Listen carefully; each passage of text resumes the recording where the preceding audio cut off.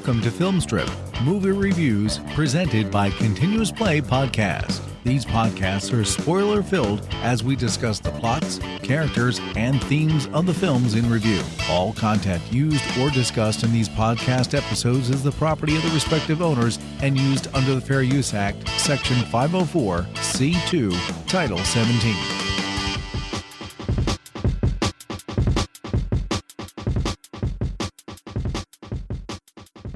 Welcome to Film Strip. I'm Jay.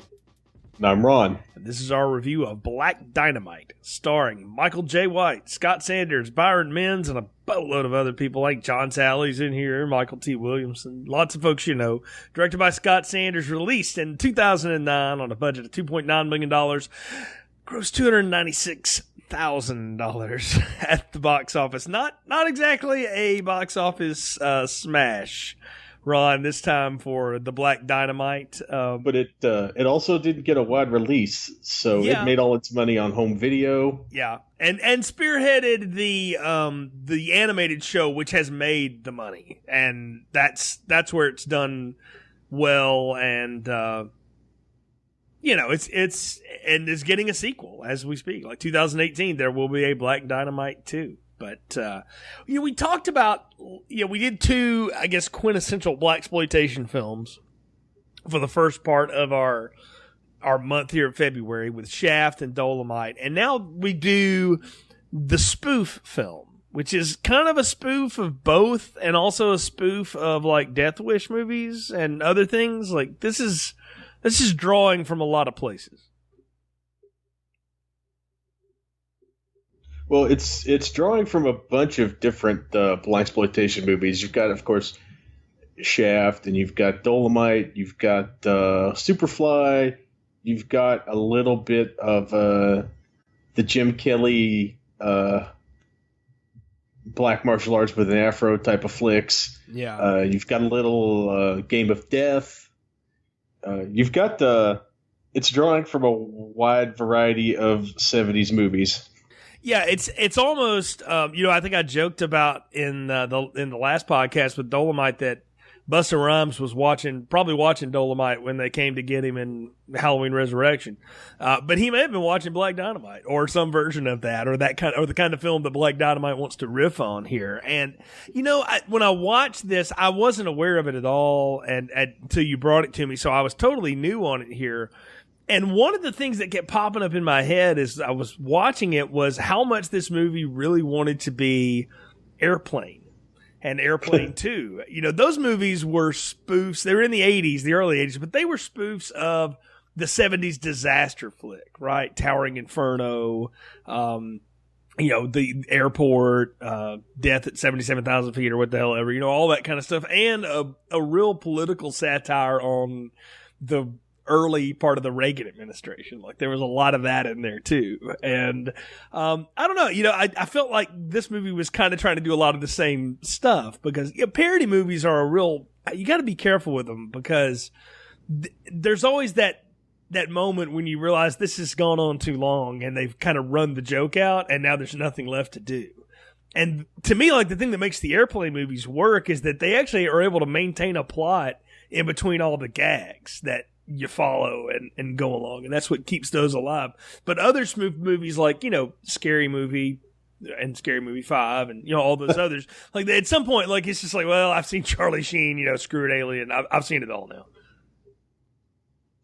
Yeah, one of it's interesting that you bring those up, because a lot of the cuts you'll get to stock footage are stock footage taken from things actually made in the 70s. Like, you mentioned Death Wish, but some of the explosions are taken from Missing in Action. Yes. And Charlie's Angels and those kind of things. They went out of their way to make it as accurate a 70s movie as possible. Right down to the original trailer, which they made to make money for the film, was a bunch of scenes from old blaxploitation movies. They shot the trailer on Super 8. They shot the movie on Super 16. so it would look really high contrast and saturated and have that blaxploitation 70s look. It would have the grain to it, in other words, right? Without having to do it as an After Effect, which doesn't look exactly right. And I don't even know you could do it in 2009 or not. But, I mean, let's talk about our creators here, though, because this is Michael J. White and Scott Sanders' kind of thing, right? Like, Scott Sanders has made, one other film at this point. And he hadn't done anything up until that. He had done, like, a lot of music videos and stuff, right? And had written stuff. Yeah, and the co-writer, Byron Mins, has, like, an encyclopedic knowledge of blaxploitation movies and was one of the big resources for the film. And the three of them basically all worked together to not only did they craft a movie, they crafted a backstory for the movie to help put it into to keep themselves and to keep the cast and crew in the mindset of a blaxploitation 70 movies. Like, Michael Jai White isn't Michael Jai White. He is Baltimore Colts running back Ferrante Jones, who left the NFL a la Jim Brown to become a movie star. That's awesome. And Scott Sanders, I believe he wore 70s clothes while directing. And there's all kinds of authentic 70s era clothing and equipment used like behind the scenes of the movie, like during the production.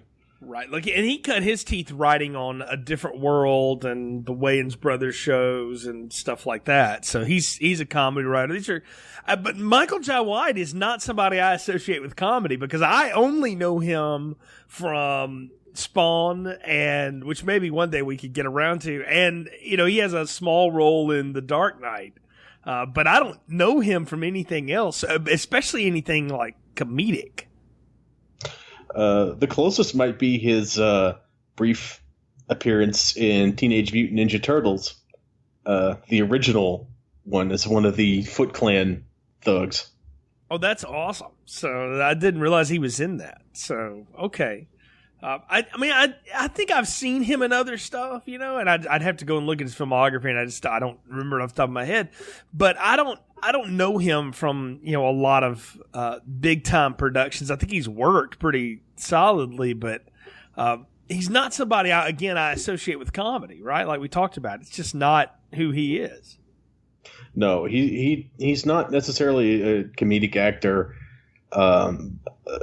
But yeah, he has worked steadily, and he makes a lot of direct-to-video, straight-to-cable action movies, but he has done some, like, Tyler Perry-type melodramas, like he was on Tyler Perry's For Better or Worse for like, isn't that like Tyler 3 or 4 Perry's years. 30-something kind of show? Isn't that what that is? I've never watched it. I think that's what that is, so. Yeah, I think so. He did some shots on House of Pain.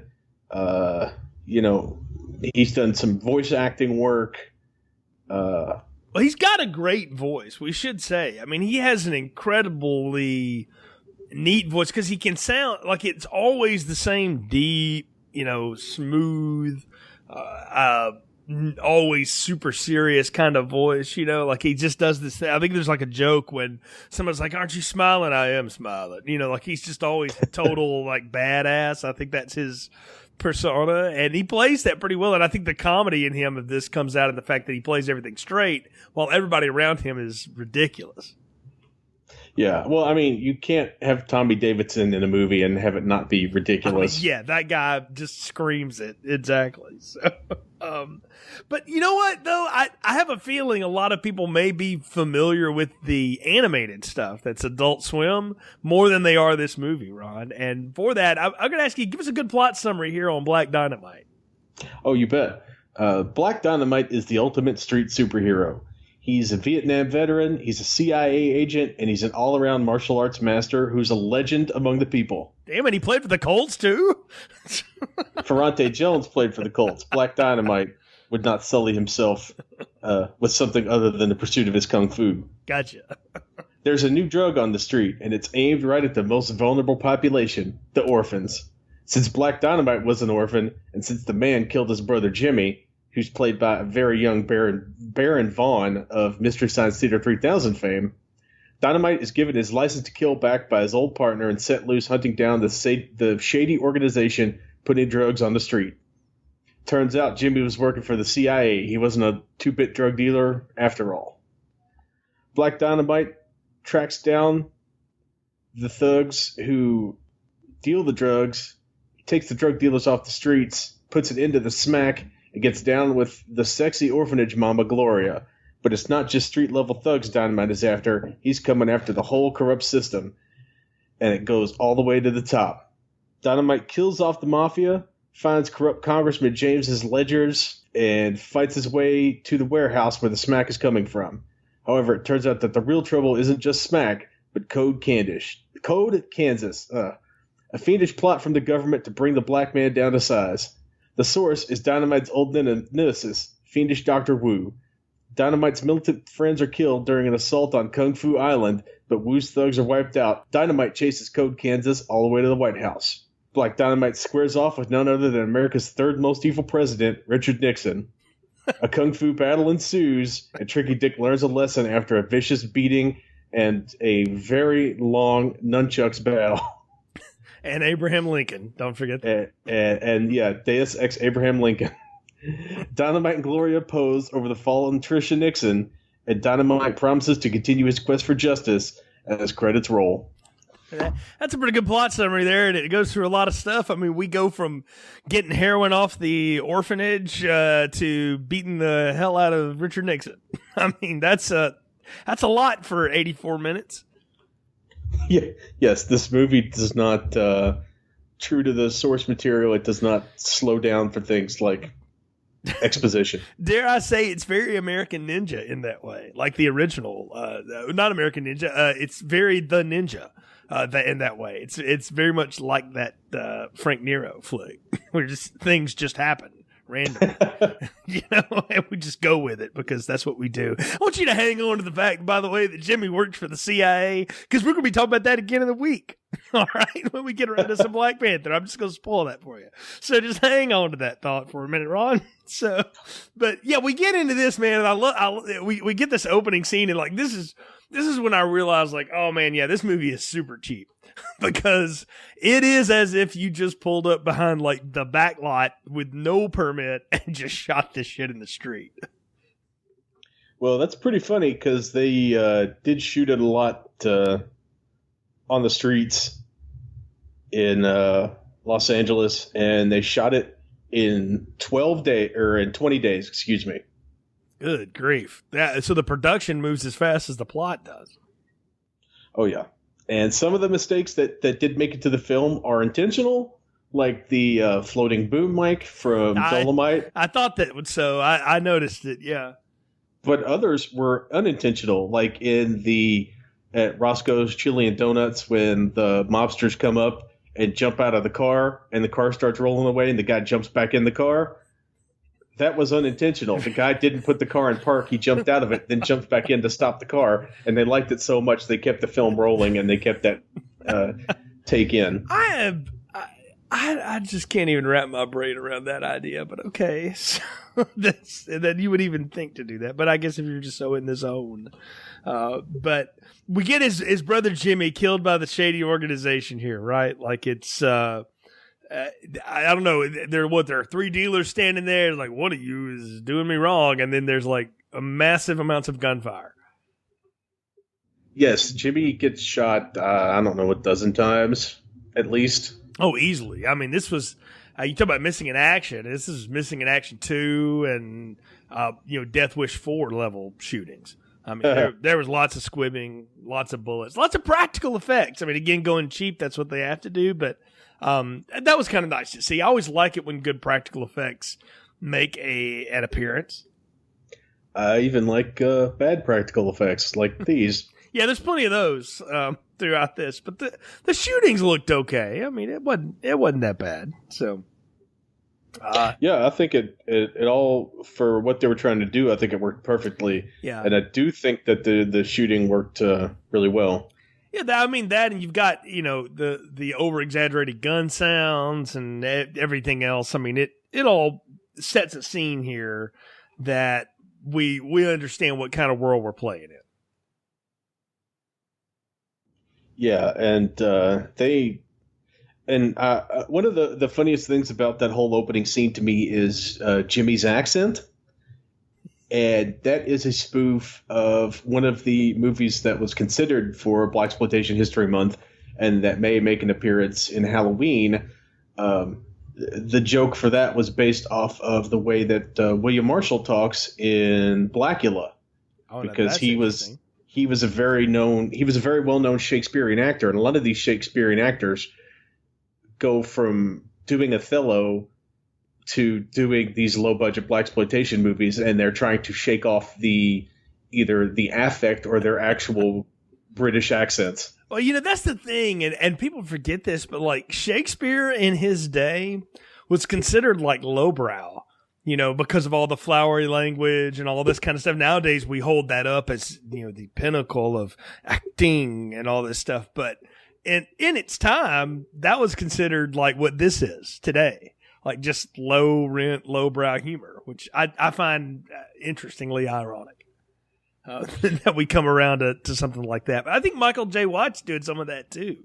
Like he's trying to play it off as if he's this serious actor taking on this, ridiculous role, and he's just playing it for as ridiculous as he can, Oh yeah.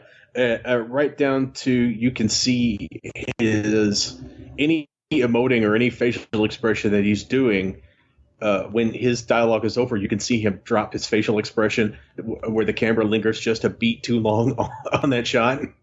Oh yeah, completely. And he's like, "Did I get it? Okay, good." And it's. I can only imagine the outtakes of this because I didn't see those. I just saw a straight digital version, so I don't know what they would be. I can imagine there's hours of them at this point. So, but I mean, we get everything here, though, man. I mean, we get the evil gangsters. We get heroin filling up black orphanages, which I'm like, man, that is some messed up shit. That the orphanages are infected with heroin. It's like weed gets in, maybe, but heroin? That's dark.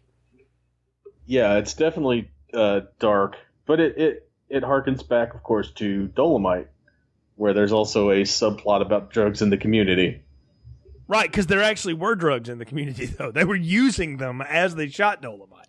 That's the other part of that. I mean, but this is the end. He declares war on the drug dealers, going to clean up the streets. And I got to tell you, one of my favorite characters in this, though, is Sally Richardson's Gloria, the Black Panther style activist. And I don't mean the Marvel kind.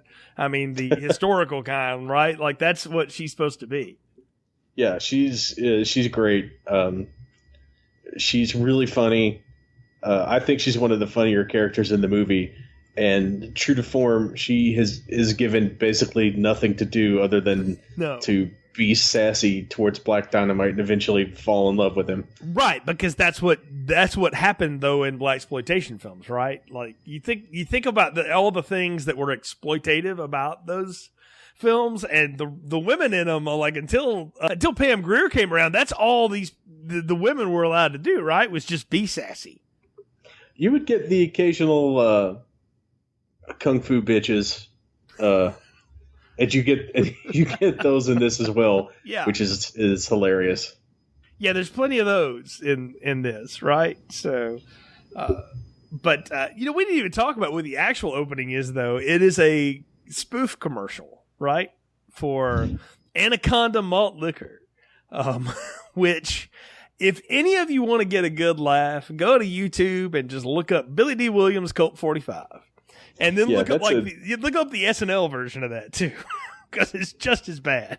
But it's the same idea. It's dead on. It's dead on that Billy D. Williams commercial, and it's great. I mean, completely, right? So, but I already know. I'm like, this is not just here for no reason, though, because this movie's 84 minutes long, so there's nothing in it that's wasted, So I knew that going in because I knew how short it was.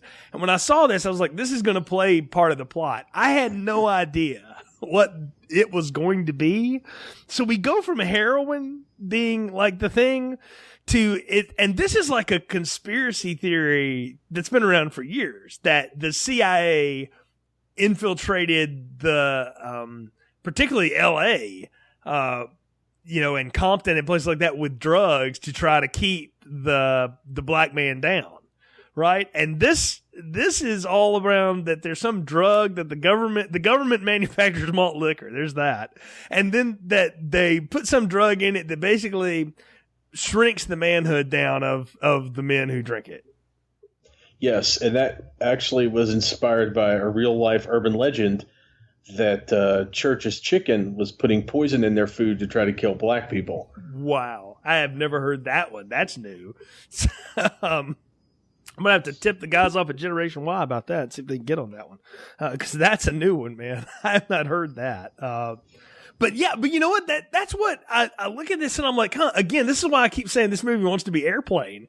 Because that's what Airplane would do. Is they would take something like, people that would sneak a bomb onto an airplane, and then they would make Sonny Bono do that because he has a hard time getting it up. And that's what they build the whole tension of that, one of those movies around is that. And I don't know. I watched it when I first saw it, I thought they're really going to go there. And then when they go as far as they go with it in this, to where we actually, with a borrow line from another podcast, we see the button on a fur coat and the damage it does, and we have to kill the person because of it. I mean, that's, taking the joke as far as it'll go. Yeah. They, and that prosthetic is a pacifier. Is that I'm sad that you know that. So, it's on the IMDb page. Okay, well, at least they said it. But wow. There have been a lot of prosthetic dicks in movies. Okay, let's just say it. All right. If you've seen Boogie Nights, that's not Mark Wahlberg. Okay. Sorry, people. Yeah. Hey, bro. So, but I mean, yeah, that's not him. That is Jason Segel in Forgetting Sarah Marshall. Much to Kristen Bell's dismay, as she will tell you, she spent 3 days with that hanging in her face. So I'm having to act with it. There's been. But male nudity in a movie is not. That's something that's still taboo now in 2018. So, but you know what? We didn't talk about it last time. There was male nudity in Dolomite. There was some in Shaft. Yeah. It's all part of the, I think, general urge to push boundaries or be different that you get in a lot of these movies, that you get in a lot of movies from the 70s in general. But the low-budget blaxploitation type movies specifically, there's a very famous scene in Sweet Sweetback's Badass Song where you see a very young Mario Van Peebles in a way that you don't want to see. Yeah, that's one of those. Someone that young. That's one of those that's rumored that it's not like faked. It's unsimulated, if you believe that kind of thing. So anyway, not to go too far down that road. We got to talk about Black Dynamite's crew though. For a minute, because I need to. We have Bullhorn, Cream Corn, Saheed. We have Chicago Wind. Say what? Chicago Wind. Backhand Jack. Yeah. Chicago Wind, Sweet Meat, Gunsmoke, who is the pacifier wearer that we mentioned earlier. Tasty Freeze is Arsenio Hall. John Sally of NBA fame is Kotex. I mean, yeah, we got a lot of really cool. I mean, you've got Mo Bitches. You've got Chocolate Giddy Up. Mm-hmm. You've got. I'm you got all kinds of guys. I'm thinking of another spoof movie by the Airplane guys, Top Secret. Have you ever seen this? Val Kilmer joint? Oh, I'm a big fan, yeah. Oh, goodness. I love it. Well, one of my favorite scenes is Francois Soufflé and Chocolat Mousse. And I just wanted one of these guys to be named Chocolate Mousse. Just to. I mean, is having Captain Kangaroo Pimp not enough for you, Jay? I wanted my Chocolate Mousse. Damn it! It's funny because that's exactly how they got Arsenio Hall on board. Really? To be Tasty Freeze. Yeah, he read the script. He read the script, and when he got to the part where Captain Kangaroo Pimp was, he was like, "All right, I'm on board with this movie. Let's do this." That was all it took. was that. But the best scene of all these people is when they're hanging out in the diner and they decipher that the slogan of Anaconda, it leads them to understanding what the plan actually is. Do you follow all of that, by the way? Because it's a crash course in Roman and Greek mythology and astrology and all kinds of other stuff. Zodiac astrology was invented by the ancient Greeks. Who knew? My favorite part in that whole scene, and that's a great scene because it mirrors the leaps of logic that you get in these kind of movies perfectly, is the random old lady who keeps throwing in answers, who is not in with the group but is merely answering their trivia questions as Black Dynamite asks them. Oh yeah, he's just like, yeah, thanks, lady. You know, like, and he kind of looks at her like, who the hell are you? So, but it's done in such a way that it feels like, at least to me, that I know that in reality she was meant to say this, but like my thought is that in the filming of this movie in the 70s, this was just an extra who kept yelling out answers. Oh, look, I have a feeling that like this whole scene, I'd love to see the cuts from it again, because it just goes on and on and on. But it is that leaps of logic, like you say. It's like, no, now who was and like the answers they're giving though, are like, it's not what you would expect from this group of people. And as we all know, this was all in 785 BC. And I'm like, I didn't know. Who knows that? You know? So that's Asclepius's staff and. Exactly. Yeah. I mean, they're going down roads that I had long forgotten. The area code for Topeka, Kansas. Yeah. I didn't know that either, by the way. But we come up with Code Kansas, and that it's all about giving you the Little Richard, or it's going to make your dick small, which is what they know. And that's when they all realize, no, our friend Gunsmoke is already like, under its effect, and they go in and they find his pacifier hanging out, as you say, and then we have to kill him, you know, because it's just a mercy kill at that point, right? Yeah, and I greatly enjoy Bullhorn throughout this entire movie, speaking in Dolomite rhyming couplets. Yes. Oh, I'm glad you called that out too, because I said this is Byron Mims. Obviously, is a huge Dolomite fan. Because he just keeps wanting to do Dolomite things. Well, he does do Dolomite things, right down to the sloppy kung fu in the very beginning in the fight with Chicago Wind's people. Oh yes, yes. When Chicago Wind runs away and Dynamite chases him, and that leaves Bullhorn back to fight with the goon, and where he accidentally slaps the guy in real life, and then there's a hard cut, and then the guy that gets slapped is replaced immediately with a new actor. Didn't catch that. This is one of those movies that will reward multiple watches because you catch things like this. Again, kind of like Airplane or Top Secret. Like you miss half of it the first time you watch it. So the question is, though, is the central through-line plot enough to make you want to go back and relive the gags? Because that's the thing about comedy movies, man, is like, especially gag movies, like once the joke's done, it's kind of done. Like I watched over the holidays, I watched one of those, I don't remember what it was, like Who's Your Daddy, or what it's, you know, Will Ferrell and Mark Wahlberg, or the stepdad and the dad of these kids, and Who's Cooler or whatever kind of movies it was on. And I mean, it was completely stupid, and I laughed and had fun with it, but I would never go back and watch it again, because now that it's all out of the bag, it's like there's nothing to go like relive again.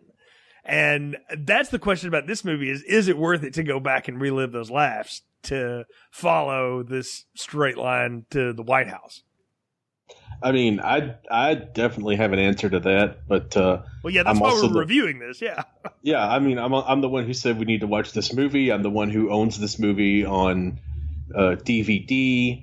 I'm the one who first saw this movie in 2009 on like premium cable. Yeah, how did you come across this one? Because again, it didn't get a huge release, and you know, I don't follow these kind of films necessarily, but I tend to know what's up and what's out, and I don't remember this at all. So how did you find this thing?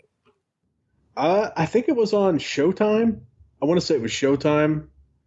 and I just randomly stumbled across it in the part where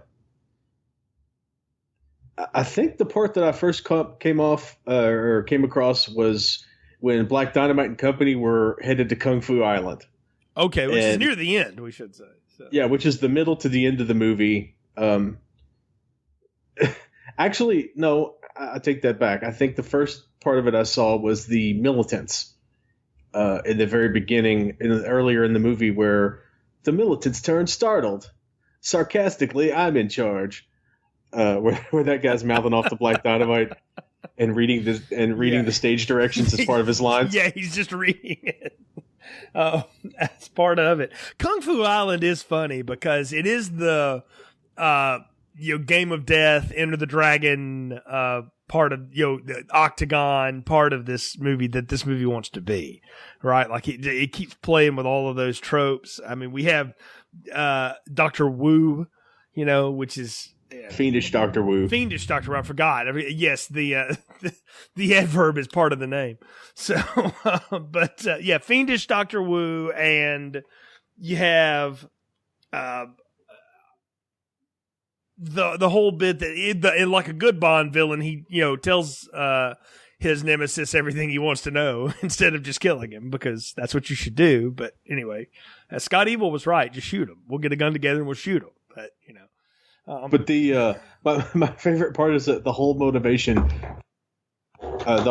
motivation for Dr. Wu to do this plot was so he wouldn't get fired from his job.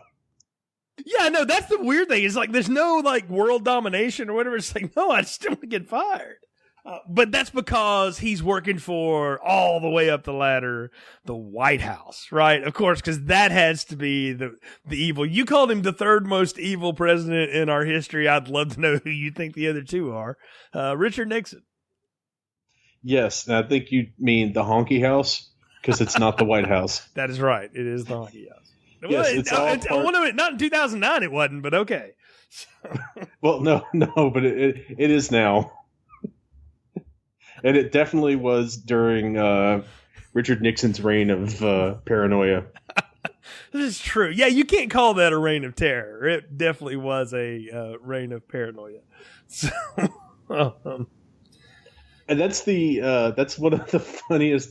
That's another thing that I find absolutely hilarious is that entire nunchucks fight between Black Dynamite and Richard Nixon. Yes, that Richard Nixon, who not exactly the most graceful man under any circumstances, phonetically nor mobility-wise, the fact that he could go in a nunchucks fight, a la Chuck Norris style, with Black Dynamite here, who I understand Michael Jai White is actually like a well-trained martial artist. And is, just a fantastic with all this stuff. I cannot imagine the hilarious laughter that had to be breaking out as they shot this insanely long nunchucks fight.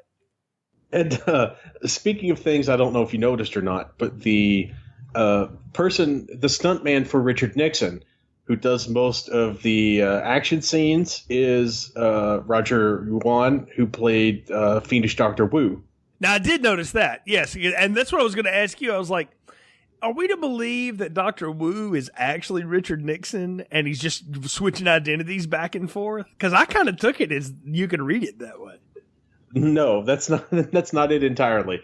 What it is they got a guy who couldn't fight to play Richard Nixon, and they had the stunt coordinator do the heavy lifting. So it's just the bad 70s. Like, we're not even going to hide it anymore.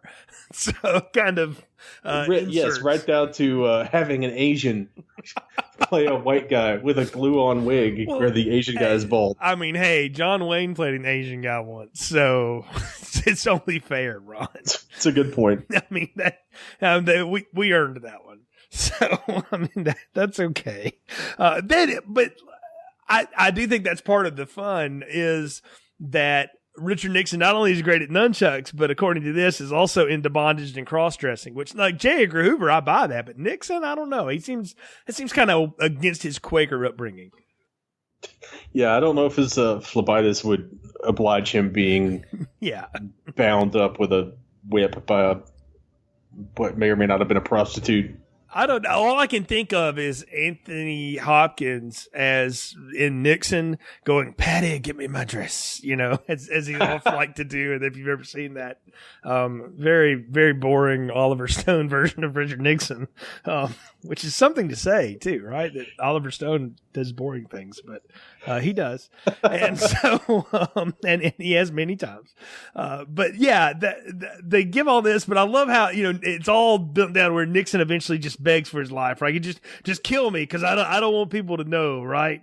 And Black Dynamite decides, no, I'm gonna blackmail you so that make sure you take care of my people. Yeah, and didn't Nixon have a lot to do with I can't remember if he did or not, like civil rights activism? He was quite involved in that, yeah. So that's one of the, I don't know, kind of odd things about him. It's also one of the prickly things about him. Among all of his paranoia, he actually did some good things, which people just don't want to remember, but it is true. Well, and now we know why. Well, he did it. He was getting blackmailed. I mean, look, you have to do what you got to do, But no, I mean, look, he.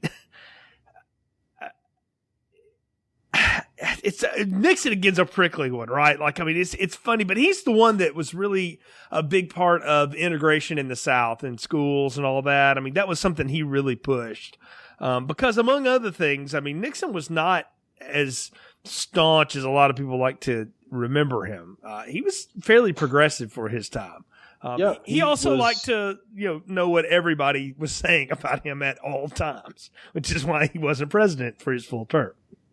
Oh yeah, and one of the things he did was he actually put a lot of money into research and treatment for sickle cell disease. See, which is something that affects the African American community. So yes, and he did some stuff with expanding Medicaid for families with minors. What would have been fun is if they had rolled they do the fake news headline things. Like, again, I go back to Airplane Style. They're after the confrontation in the White House that we see all of the good Nixon policies happen afterward, because it would have played into the blackmail better instead of just ending on Gloria and Pat Nixon watching on. Yeah, like if they'd rolled up the Equal Rights Amendment support or the desegregation, the Philadelphia Plan, right? Any of this stuff, right? That would have played a little bit, but at least it would have been more fun. Because that's the thing about this movie is I felt like it was in such a dang hurry to do all of this stuff that it didn't really take time to breathe on any of its comedy. It just sort of blows by you, and then we go on to the next thing, and then we blow by you again, and we're on to the next thing, punctuated by these ridiculously long scenes of exposition in a diner where we go through Greek mythology and zodiacal categories and nunchuck fights in the White House, where the ghost of Abraham Lincoln knocks the gun out of Richard Nixon's hand. Is that what happens? Because Nixon pulls the gun trying to be shady, and Lincoln's like, no, fair fight. No, yes, it is the ghost of Abraham Lincoln, but the gun that Richard Nixon pulls is the Derringer John Wilkes Booth used to shoot Lincoln.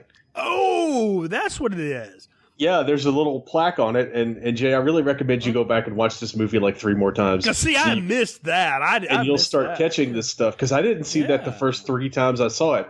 All I saw was Ghost Abraham Lincoln coming out of his chair to kung fu slap the gun out of Nixon's hand. That's another thing. It's like when you become a vampire in Buffy, you know kung fu. When you become president, do you know kung fu too? Is that just automatic? Does that happen? And now just think about Trump doing kung fu and let that reside in your head for a minute. So I'd rather not.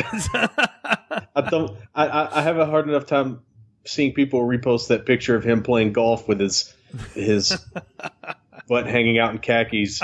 I'd rather not think about him doing kung fu in a gi. Who I could see doing some kung fu? That George W. He's small and slight. I could see him getting down with the fu. I think he would be good with the throwing stars. I bet he could really put one right between your eyes like Shokasugi or something. Oh, I bet. Yeah. I just think he did a lot of coke and watched a lot of kung fu movies in the 70s. That is probably also true. So, but At least one of those things is true. some of that along the way. Well, it's like this movie. Some of it probably happened, and then a lot of it is no. But we're just going to mix it all together. But I think you're right too, because I totally missed that was the Booth Derringer. But here's the thing: Lincoln never regained consciousness after he got shot. So how does he know that? I'm thinking way too hard about this. Yeah, that's all that is. Well, I mean, how does he come back as a ghost? Well, I'm accepting certain things, just not everything. That's what I'm telling you. I'm sure the White House ghosts know everything that goes on in the White House. Can you imagine? Oh, but you know what? Blumhouse needs to get on some of that. That would be good. Like, they need to do some comedy. That would be a great do. And they need to get Tyler Perry to be a part of it. That would be awesome. So that movie would make $90 million tomorrow. So, oh yeah, Medea at the White House. Between Blumhouse and I'm really surprised Blumhouse isn't involved in the Boo Medea's Halloween how do we franchise. How do we know they're not? I mean, really, at this point, they own everything. They now have their hands on my favorite horror franchise of all time, Halloween. So I have to trust these people, all right, because they can't do any weirder than what Rob Zombie did. So. Or any dumber than some of the things Dimension did. But here's the thing, though. Like, watching this is what I came out of this realizing. Like, okay, this movie didn't make any money, whatever. But I can see how it spawned something. And so I went and hunted down, like, animated episodes and watched a couple of them. And I totally get it. I'm like, this thing seems to be, and I would say might even work better in the 30-minute, like, short format, maybe not animated, maybe live action, but like I could see this being a show more than a movie. It's very much like we talked about with Dolomite. It's very much a movie that is great to chop up in scenes and segments and like watch on YouTube. Like, I've watched the Fiendish Doctor Wu boomerang thing a million times on YouTube. And I've watched the monologue where Black Dynamite talks about the little Chinese boy, also 100 times on YouTube. Like, I will just pull this up at work or like stuck in traffic or something and amuse myself with it, which is funny because the Black Dynamite says at that scene he doesn't know Chinese, and later on he talks to Fiendish Doctor Wu in Chinese. Of course. So, but the little boy is actually speaking Vietnamese, and he says in Vietnamese, "You're full of shit, Black Dynamite." Another thing I'd missed the first time around. I just remember the exchange and thinking, well, that's the ironic funny of it, though. Is that's an inside joke from the movie. It's like in all those movies where they just tell people to speak Asian, speak whatever Asian language they're speaking, and then they just dub it with whatever, subtitle it with whatever. I forget the movie. Some movie we reviewed, they did that. Oh yeah, no, I'm not surprised by that, and I've heard that trope before. I just and a lot of the Chinese is just them saying obscenities in Chinese. Because who's going to know? So, I mean, this isn't getting international distribution, and if it does, they're not going to care. So, if it does, it's even funnier. I know, like they'll think it's funnier, right? So yeah, that's the funny part of it. But like I said, I can see how this thing spawned a TV show, and it's like shorts, but it's coming out with another movie now, and I can only think that's because this animated thing has been huge, and this has become a cult hit. Well, the animated thing came about because this movie has become a cult hit. And if you go back to 2010, there's a couple of really good podcasts, like Chris Hardwick, Nerdist, has a really good one with Michael Jai White where they talk about this movie extensively during the initial rollout of the flick.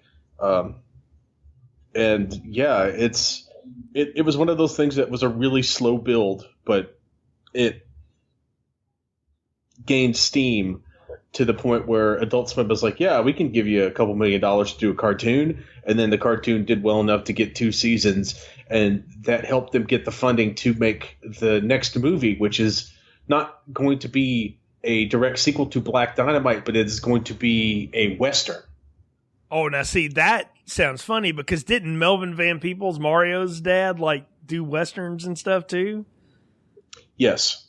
See that? Yeah, now that totally makes sense then. So, and there is a famous Fred Williamson blaxploitation Western, the title of which I'm not going to say, but the first word is boss, and the second word is something white people can't say. Gotcha.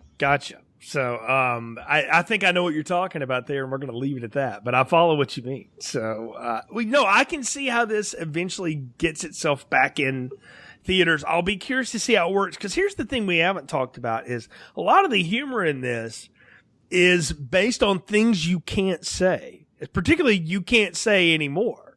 And you couldn't in 2009 any more than you can now.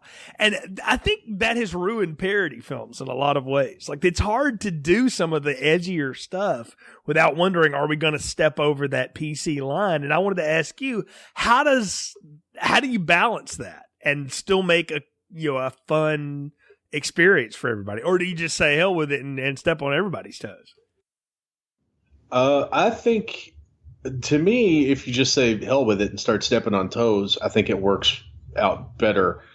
But in this case, they have a very specific thing that they're doing, a very specific genre that they're poking fun at, that I think lets them get away with more.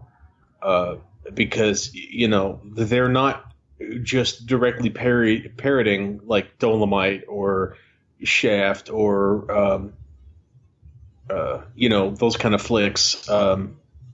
Slaughter, that's the Jim Brown one. That's actually pretty good too. They're pointing out the ridiculousness of some of these politically incorrect things while still getting the laughs that come with saying these politically incorrect things. I mean, there's a whole council of pimps that meet for a good 10 minutes in this movie. Again, something that was done in South Park, and which that episode is called Butter's Bottom Bitch, for those looking for it, by the way. And it's the same thing. I tend to kind of think along the lines of those guys, is that either everything's okay or nothing's okay. And their attitude is everything's okay to make fun of. And I kind of feel like, comedy writers nowadays, and the people that made this in particular, felt the same way. Yeah, you can definitely get a sense of that. This is what we're looking to spoof. This is the kind of movie we're going to make. And we're going to make it warts and all. It's going to be as ridiculous and over the top as we can do it, but it's going to be grounded to the actual genre that we're, making fun of, that you get with Airplane, that you get with Top Secret. And I mean, Black Dynamite is introduced with a 3+ woman sex scene that is shot in an exact mirror of the horrible, horrible sex scenes in Dolomite. Yes, it is. Same angles, same cuts, everything. Except there's just 3 women. You don't actually. There's like 5. You don't see Michael Jai White's butt though. That's okay. So they're saving it for the sequel. Is that what it is? Well, I don't know. I think we're at the point of the podcast where it's time to give final thoughts and popcorn ratings. So what are yours for Black Dynamite? I have been a big booster of this movie since it came out. I've shown many people this movie, whether they were interested in it or not. I love, like I've sent to you this week in text, I send gifs of this movie constantly. Or it might have been last week that I sent you the gifs of it, but I sent you some gifs from this movie. I think it's hilarious. I've watched enough blaxploitation movies that I get a lot of the direct references that they're making, but to me it works as more than just, hey, look, these are references to things that you like. There's some legitimately really funny performances in this. I mean, just Chocolate Giddy Up alone is one of the funniest things. Tommy Davidson, it kills every scene that he's in with his ridiculous faces that he makes. He's always been a favorite of mine since In Living Color. And I think Michael Jai White, not only is he a great martial artist and a really good action hero, he is an extremely underrated comedian because he deadpans every joke he gets in this movie perfectly. It's the kind of performance to me that deserves to be right up there with Leslie Nielsen in Airplane. So for me, this is an extra large popcorn. It is only 84 minutes, and some of that is the credits. So you are not really spending a lot of time with it, but you can watch it like 2 or 3 times and still pick up on things, because there are still things that I'm picking up on as of the last time I watched this. So extra large pop. I will say that I agree with that last statement, that like this is definitely something that if you're going to be in for it, you got to go back for multiple helpings. And I didn't have time for this and so I wish I had, and I definitely will go back and watch it again.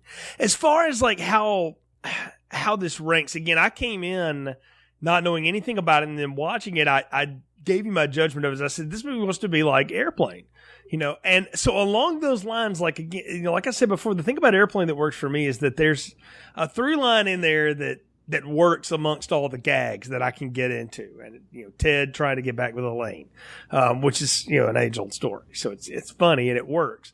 And I can go back and watch those movies, even those goofy Airplane movies, and I see things in them and get things out of them now that I didn't when I was a lot younger, because the humor works on so many different levels. The problem with Black Dynamite is that the humor really only works on one level. Teenage and a little bit older, and it just sort of lives in that era. So the jokes, I don't know, play as long, but there's so much hidden coolness and fun in this. And again, watching that animated bit, it made me remember things in the movie I didn't know I was picking up on until we talked about it again tonight. I realized there's a lot of just hidden gems in this. I kind of feel like this is a hidden gem comedy that people maybe aren't aware of. And I really hope the next one gets a good push and gets a chance to do something in the box office, because I do think it's funny. And I think, again, you've got a guy who's not a comedic actor, but he's giving an incredibly comedic performance in Michael Jai White.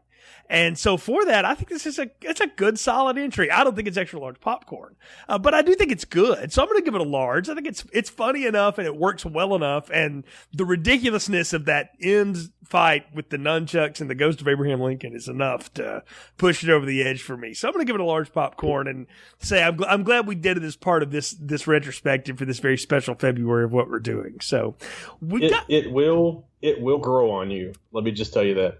And you will pick up things that you didn't see the first time through. You will notice things the more that you watch it, the more I think you'll get out of it. Because there are so many things that are happening, like in the background of scenes or just off camera, that it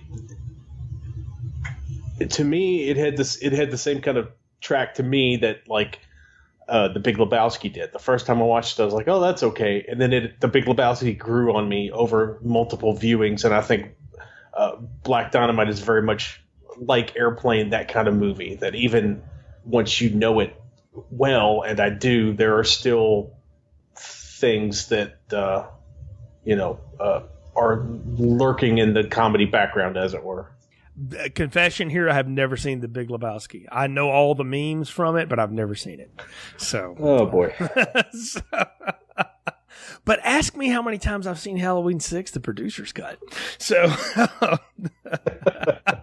so we all have our biases. Well, hey man, we're going to wrap up this very special February with big Marvel movie, Black Panther. Now, it's out now as you're recording this and talking about Black Dynamite. We're going to kind of let the dust settle for a week on it, but I'm excited to talk about this one. I got a chance to see it in theaters already. I know you're going to see it later this week, and we'll get a chance to record and talk about it. But I'm hopeful for that one. It's a very interesting take on the Marvel superhero first entry movie.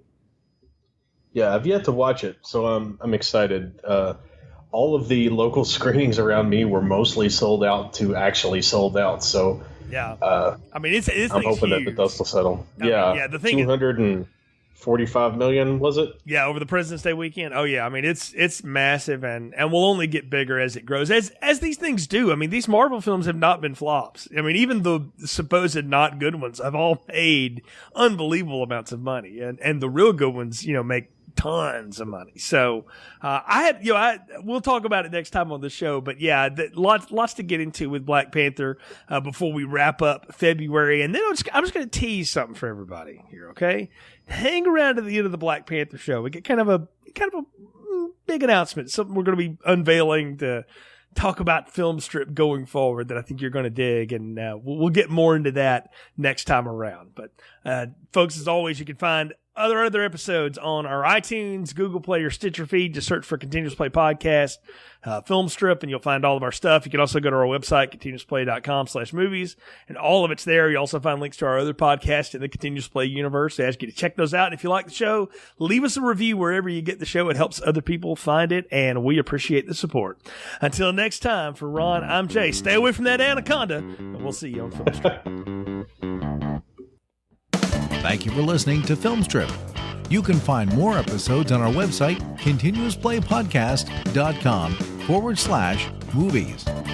Please leave us a positive review on iTunes and link up with us on Facebook.